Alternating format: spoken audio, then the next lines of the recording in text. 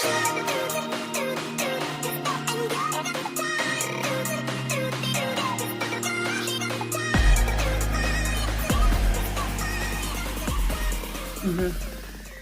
the food matters. Yeah, food matters. Well, there's always going to be the new fad and stuff like that. The new try this diet plan or try this thing or that thing, and so it's always going to change. So there's always going to be change. Well, and those diets they're fleeting as well. I am not a dietitian that works with.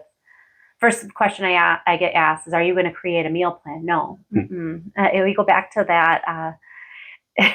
Teach a man to fish or hand the man a fish. And handing a fish is not sustainable. That's the meal plan. We want you to be able to figure out where's your sweet spot, because genetically we're all different. That makes sense. We all have different needs. You may be able to tolerate a lot more sugar than I do. If I may gain weight pretty fast or increase my hunger pretty fast, where you may be able to have a lot more and be like, no, it doesn't bother me that much. I'm able to maintain my hunger. So we could go through it as an experiment on where is my sweet spot. Back to experimenting. Yes. So it's always my favorite. So that's what I challenge everybody in my practice. I lead them through that experiment to find out what combination really is most sustainable for me. Because those diet plans, how long have you ever followed a diet plan? No one ever does. We've all tried. Every single one of us. I've tried them. There's no way. I've tried them too, and they never work. No. They're good for a little while, and then you start getting bored of it, and then you're like, I'm gonna cheat today. I'm gonna have this one thing, and then you never go back. Yes. Getting off, stop and pushing the rock, as you were talking earlier. It's with working out, with any of that. Yeah, that's how it is. Yep. I think they're too complex, and you need to find satisfaction. And everybody has different foods that are satisfying that to include in. So finding that satisfaction is really important for sustainability, to be able to do it long term. Well, and it's gotten to be such a problem too with, you're trying to, let's say you find your sweet spot and everything like that, and you've been doing good with it, you enjoy it, everything, and go to the grocery store, and what do they have? What is always out front? All the things that you shouldn't have. Everything, that's what's put in your face every single time.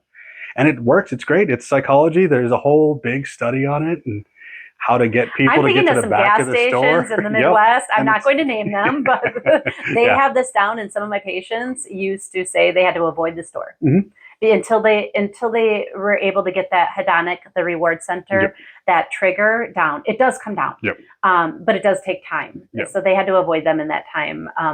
It's similar to what you were talking about earlier. Reminded me of cravings a certain food. If you were watching TV and a commercial flopped with a certain food, that may have been a trigger to your psychological hunger. That actually, makes sense. I mean, colors and designs, and there's so much. I mean, we could go on for years about the studies on all this, and it's the crazy part is everything is designed against you. It's comes down to you making that choice. Like we said, the small term goals and everything like that. And that's what it takes. Yeah.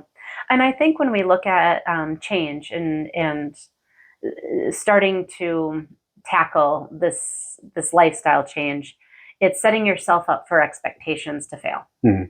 One of my favorite analogies that I used often was it's like getting on a horse, like with the intentions that I'm going to ride a horse for the first time. Never rode a horse before. I'm sitting here. My lifestyle is like getting on that horse and I'm looking at it. It's overwhelming. I don't even know how to get on. And then if I have the expectation that I'm going to be able to just get on and ride without falling off, I've already set myself up for failure from the beginning. Best at riding a horse I've ever seen, because it didn't work for me. I tried. No. So you have to go in expecting that you're going to fall off. And what you do when you fall off is a world of difference in what your long-term outcome is going to be.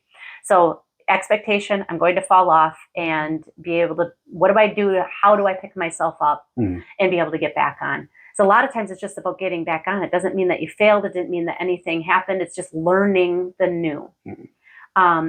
I worked with a lot of people that were 70 years old. And I think about it, like after 70 years of doing the same thing, you've built this rut. And now all of a sudden you're coming to meet with the dietitian or have this new goal that's out here outside of that rut.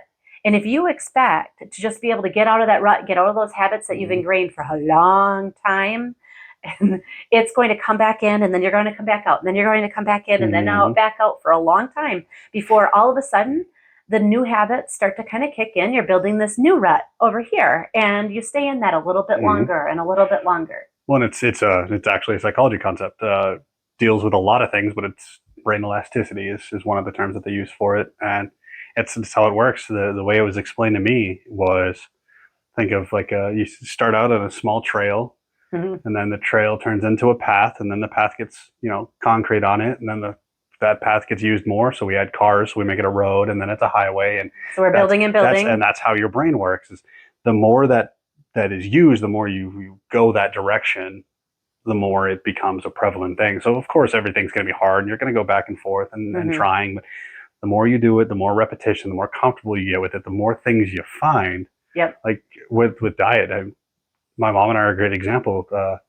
One of the things that we made, because every now and then you like sweets, we made little cookie dough balls that are low calorie. Are they energy? Sweet. They're not energy. They're protein.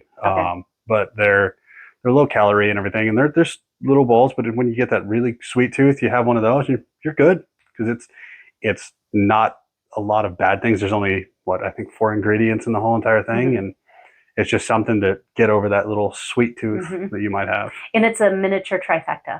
Yep. So it's a miniature, so it doesn't have as high of that reward center trigger, but it's enough. Yep. It's enough to be able to say, yep, that was good. Just a little dab. Yep. Then that's perfect. And that's what we talk about with the change is habituation. So we only want what we can't have. So like we talked about with trying not to think of something when someone tells you to. Yep. Tells you not to. Yep. So if we try to stay away from the trifecta and say, no, I can't have that, and we label it as bad, that makes us want it more versus including little things and getting that little bit in. So what I would recommend a lot of times in clinic is find something that you really enjoy like that.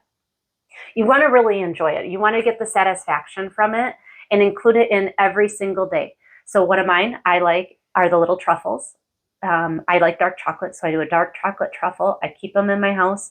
I allow myself to have one every night. Now sometimes I might have 2.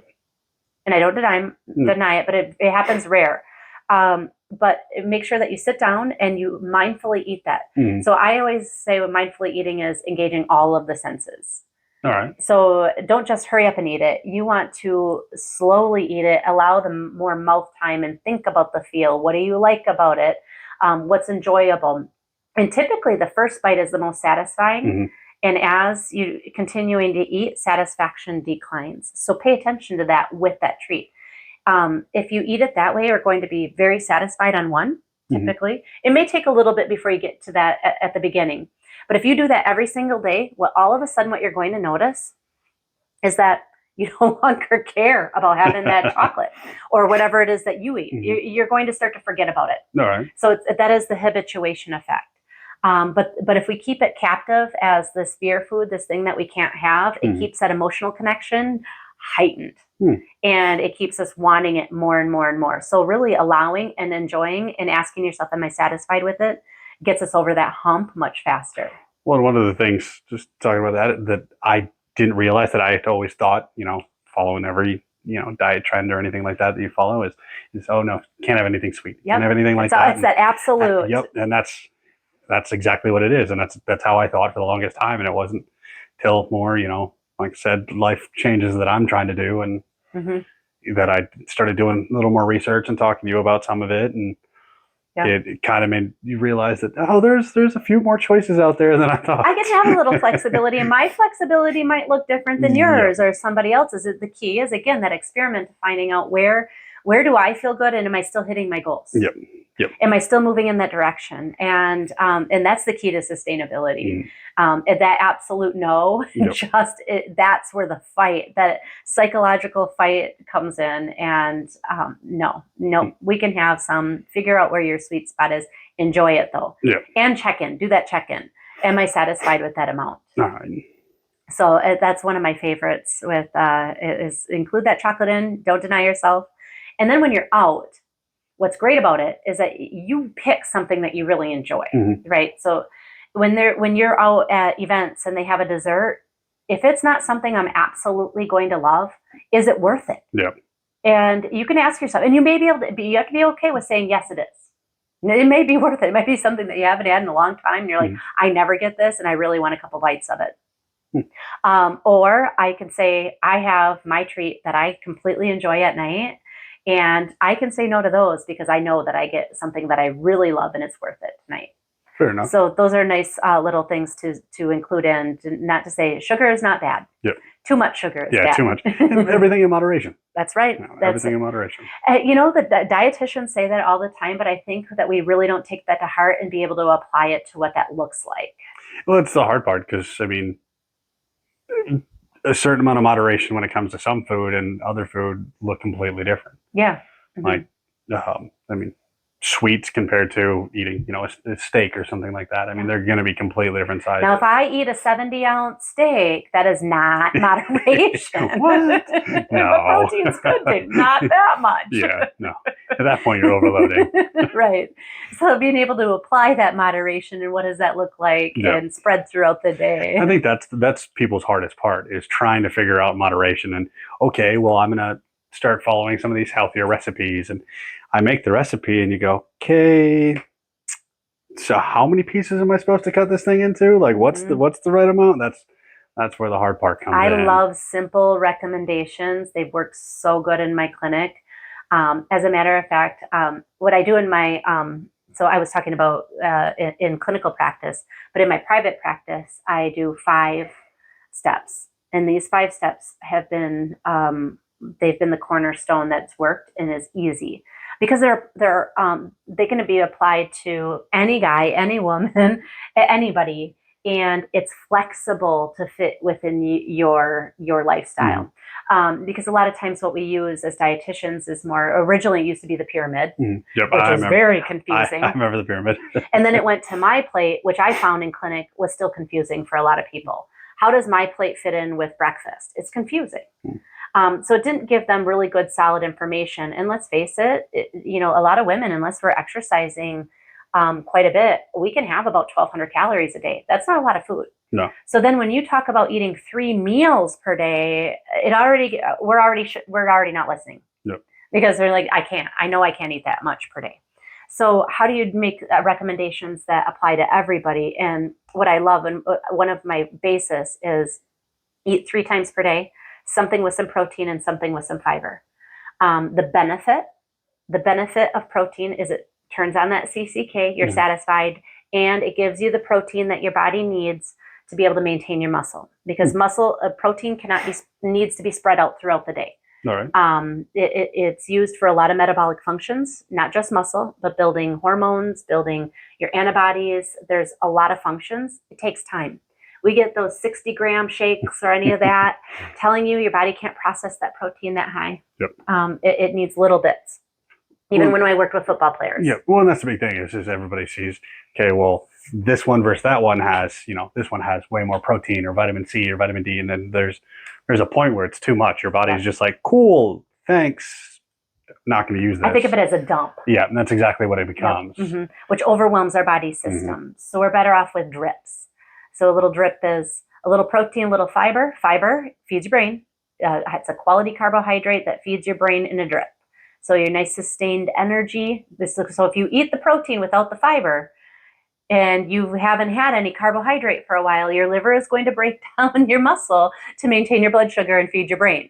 So, or take the protein that you just ate and not build your muscle. Instead, it's going to turn it into blood sugar to maintain your blood sugar. So we need the combination. All right. So we need a carbohydrate, a balanced carbohydrate with a protein at the minimum of 3 times per day. That's the basics, whatever that looks like. Yep. I mean, it could be a healthier choice. It could be a not as healthy choice. Do we have flexibility in there? We do. Yep.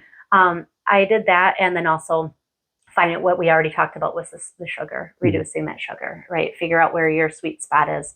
And I've had a bariatric patient that, following that, started to lose so much weight, and this patient said, "Oh my gosh, it's so easy," and decided to hold off and postpone the surgery because I'm losing this weight easily on my own. I'm going to continue doing this way. Yep. And what's interesting is a lot of times we start to push exercise, which I do. I'm 100% exercise. Well, exercise is good anyway. I mean, you want to do something. But there's a point when you're ready. Yep. That makes Most sense. people, when they start, are not ready. I would ask my patients, are you ready for exercise yet? Nope, not yet. Okay. There will be a point where you're like, you know what? I'm feeling good. I'm feeling more energetic. And you start to have the desire. And I know people are saying, no, no, no, that's not going to be me. I've seen it, and I've seen it a bunch of times. Well, and everybody's experiences are going to be different. So, I mean, you're going to have different reasons for wanting to start those things too. Yes. So, I mean, depending on where you come from, it could be, you one day you look in the mirror and, oh no, can't do this anymore, and you change, or in my situation, like I talked a little bit about, where I got hospitalized, and coming out of that, and I had to start doing stuff again to be able to move and everything, and that kind of motivates you. So that's the biggest motivator. Life-changing events are the biggest motivator. Yep, big time. That increases your why and gives you the grit to fall through those times you fall off the horse. It gets you back on.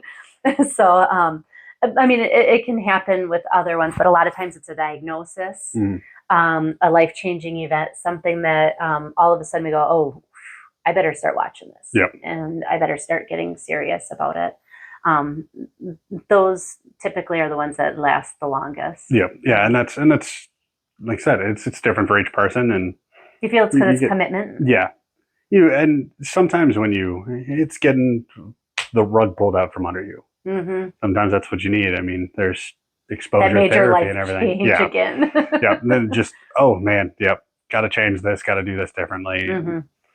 Yeah, gives you a different perspective on things.